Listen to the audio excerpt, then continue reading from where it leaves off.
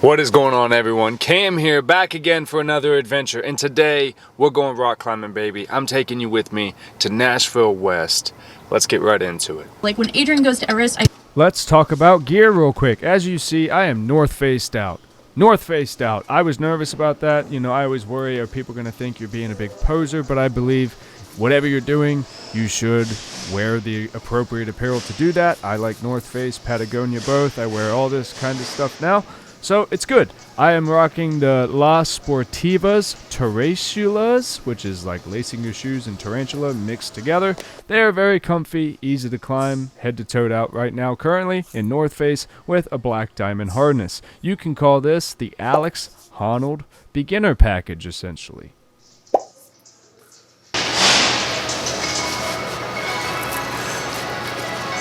Alright guys, we're here, climb Nashville. Now time to go take on the route. I'm going to show you the route real fast.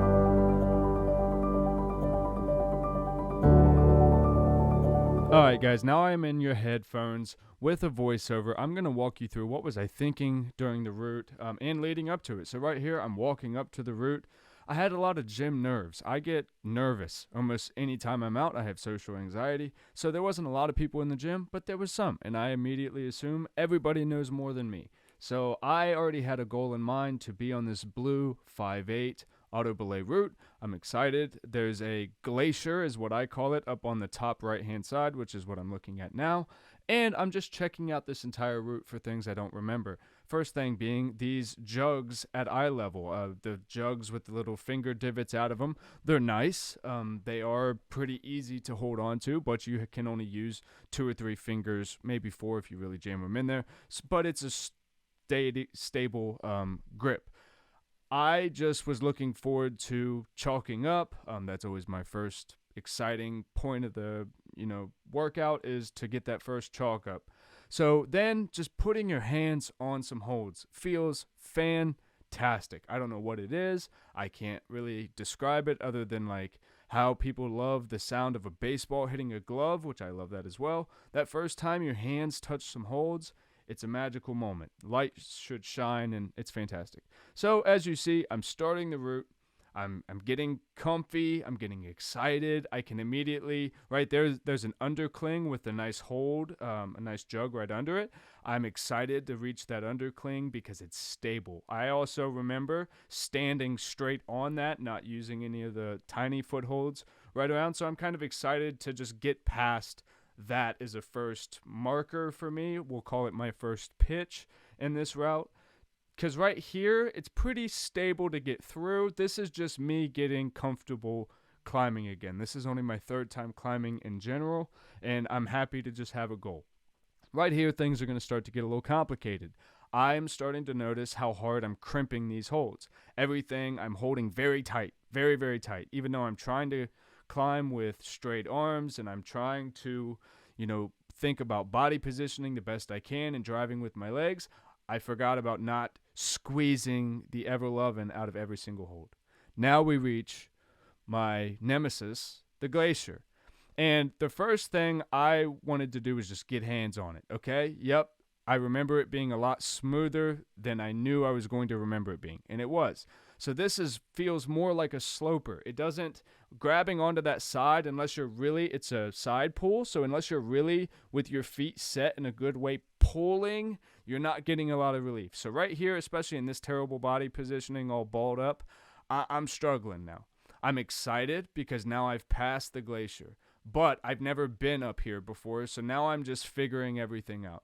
There's a black triangle to the left that I completely ignored. You can really only use it as a foothold on this because you have to stay on the blue markers. There's very tiny footholds that I did not utilize well enough all throughout this route, one of which we'll go over as I go up in another heat, we'll call it. If I really would have kicked that left foot onto one, I could have made a part of this pitch before the glacier a lot easier. Now I'm going to climb out of frame. And then down we come because I got about 2 holds from the top. And, my hands just spasmed so hard I could not hold anymore. So I just knew, okay, save it for another time. Don't get too bangered up by getting crazy fall off this. So I walked away excited but determined to get up the second time. So during my break, I asked one of the workers of the gym for some beta. Beta is information on the route. Now, since I'm a novice climber, asking for beta was scary for me, to be very honest. But the workers there are very nice. I asked them, hey, can you help me with what I call the glacier? And I pointed to the big glacier-looking thing on the top right of this route, about midway through. And he goes, I like the name of that, which made me feel good because I've had no idea what to call this thing. He did say it's a side pool, so there you go. When I asked for some beta, he said, yeah, I saw how you went up that first time. He goes, the only thing I'll really recommend to you is rest. He goes, at some point, find a place that's comfortable where you start up and you slowly shake your hand out going down. And I go, I hadn't even thought about resting. So as I kind of maneuver through the very beginning of this route, the first pitch we'll call it, I notice immediately my fingers are already fatigued, right? It's not as easy to hold on to these little finger jugs, as I call them. They're probably just standard jugs, but I now have a plan that, okay, even though my hands are a little fatigued, I still feel strong, and I have this plan now to rest. For the first time, I used this left foot foothold. That gave me the opportunity to take what you see now, which is just a re-chalk. It's not a rest at all, but just the simple movement of moving your arm down to chalk your hands does give you some rest. Now, right here, the only thing I'm thinking about is the glacier. The only thing is I hadn't made a plan as to what I was going to do about it. So I'm completely improvising like I did last time. I started to look at just what is this rock? What is this hold shaped like? What features is it giving me? I completely forgot that there's a small hold right around the side of this edge of this wall that I now can use as a foothold. It's not huge. It's definitely what do you call it? A sloper. It's very smooth. You got to just push, and that's about all you got on it. So it's good as a foothold. You got a few seconds. If you're real strong, you got longer than that to hold on to it. But now I got my first knee bar in, I guess. So I wrapped my leg completely around the glacier. That gave me another moment to sit, literally almost sit. Right here, I'm sitting on my heel, and I'm just resting my arms and re-chalking for a second. I'm going to do it again because at this point I'm pretty smoked. Even standing on the glacier, it doesn't give you a lot of relief. I'm still holding on to two holds, which is fatiguing my fingers. But I'm determined. So I rest. I didn't rest exactly the way he told me to. He said give it 6 good shakes on the side that you're resting. Right here, I think after I get this hold, I try it again using that left triangle foothold for the first time. Get up. Now I have to down climb. Okay, so I'm starting to get a little nervous. So instead of panic, I go, this is probably just a good time to reset. Re-chalk, see what I can do. But I can pretty much tell by this hold here, no matter what I do, my fingers are just stuck in a hook position. I'm not really maneuvering them anymore, but I'm dedicated. Hey, if it holds, I'm going to send it. So I put my hand to the hold, and I just slipped off. So that's what you see here. How's your morning going, brother? Last 2 holds. Oh yeah? Which one are you on? This blue 5.8.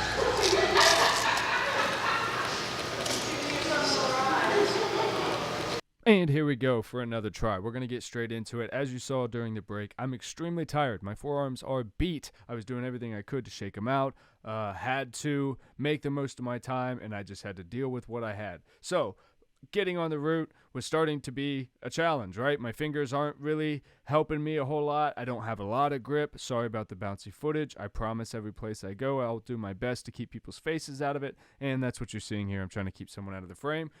Actually, that person sent this 5.8 with no problem, so that was pretty cool. Failure to plan is planning to fail. This is what you're about to see here, because I still don't have a solid plan for the glacier. I was improvising it every time. I actually go to grab on. I make kind of a big bound for a hold up here and just don't make it. And I completely slip off the rocks, sending me spinning, looking like a dumbass. But hey, my embarrassment can be your entertainment here, and whoop! Sped. Next up, right past the beginning spot, I just completely fatigued out. I couldn't even grab on to the glacier. I had no grip to even side pull with it. So, as you'll see here in just a second, I'm going to slip off. But I knew I was fatigued. I knew I wasn't going to make it all the way to the top. So this time, I'm really just trying to be smart with what I grab and paying attention to just feeling, again, the holds. Because I know that my time now in the gym is starting to dwindle. My forearms are completely shot. But no matter, after a long break, I decided I could not leave without one more solid attempt, so we skipped past the beginning spot. That's pretty standard issue at this point. And now I did have a plan for the glacier. I was tired of going up there unprepared, so I said, this thing is a damn side pull. I am going to use it as a side pull. And look at that. Too easy. I kind of glide right past this after a little adjusting of the feet here. That swing actually felt nice. Right into the knee bar, knee hook, whatever you want to call it. I felt good. After a good long rest, I was actually sitting right here on the glacier in a comfortable spot, confident that I was actually going to beat this 5.8. However, the same problem that plagued me in the beginning will end up plaguing me at the end, because now I've seen this. I know what to expect. These holds past the glacier are not hard holds. It's just hard to hold on to them if you don't have what? Stamina. I've only been climbing for literally 3 days, and I just don't have the grip strength or the forearm stamina to withstand this 5.8 route yet, and that's why there's levels to this game. As you see, I get a pretty good stretch here. That felt nice. Stretch out the old hammies. And right here, I'm confident. I'm seeing to the top. I'm about 2 to 3 holds away at this point. I think the final hold that I touch, I don't know if I grabbed it or not, was about 2 holds away. So this time I got falsely confident. I thought I was going straight to the top after a short break and a short shakeout. Do I make it? So now I'm super comfortable at the beginning. I know undercling to overcling right here, right about where my hand is the overcling. So that's nice and comfy. I know I've got a couple good holds that are going to lead me right up there. I'm starting to utilize the little tiny footholds to just give myself a break so I can also learn to drive with my legs, bringing me right up to our glacier. So I'll get up past that, and then I just slip trying to make an adjustment. It is what it is, ending the long route day. So my arms were completely shocked at this point. I had nothing left, so I figured any stamina I have to build, I'll try it on bouldering. I have done this route. It's on the channel. You guys can watch it in a short. I got absolutely nothing accomplished on this boulder. Nothing at all. It's a V1. I see that it was marked a V1 after the competition. They had a 13 on it for the competition, so I finally figured that out. It's the easiest level boulder, and I could not do it after those long route days. Again, if you guys want to see how I completed it, go check out the last short I did where I sent my first boulder problem. So this was obviously not a good time to try that.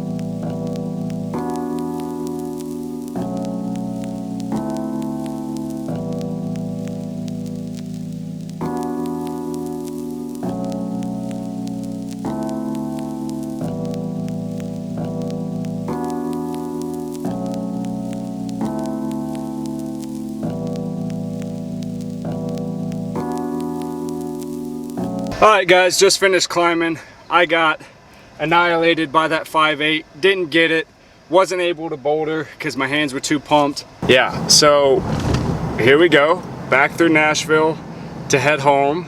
I'm exhausted, my forearms are beyond pumped, and yeah, endurance is really just what I gotta build up. Just gotta keep climbing, baby.